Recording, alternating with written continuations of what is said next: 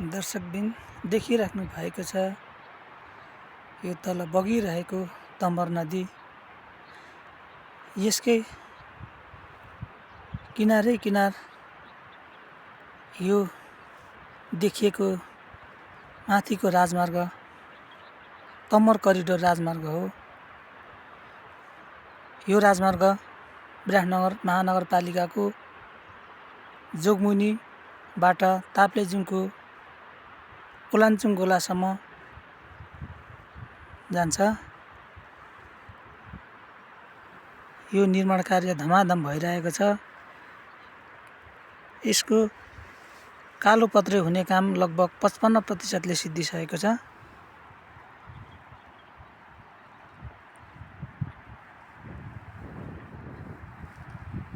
यो तल धेरै भिरालो ठाउँदेखि तल बगिरहेको तम्बर नदीको यो पारिपट्टिको दृश्य भनेको तीर्थुम जिल्लाको हो। यता वारिपट्टिको भने जहाँबाट म उभिएर खिच्दैछु त्यो पाँचथर जिल्लाको क्षेत्र हो। यहाँ तल पारिपट्टि देख्नुहुन्छ तीर्थुम जिल्लाबाट आएको एउटा खोला जसको नाम खरङ्गा खोला हो, जुन चाहिँ तम्बर नदीसँग मिसिएको दृश्य देख्नुहुन्छ। पारिपट्टि तीर्थुम जिल्लामा जाने ट्र्याक ओपन भइरहेको छ खरङ्गा खोलाको वारिपट्टि डाँडाबाट। यी पारि देखिएका सबै दृश्यहरू तीर्थुम जिल्ला अन्तर्गत पर्दछन्। यो नदी यसरी नै बग्दै बग्दै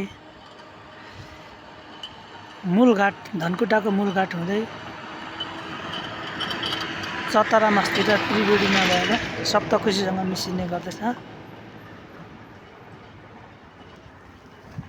देख्दै हुनुहुन्छ दर्शकबिन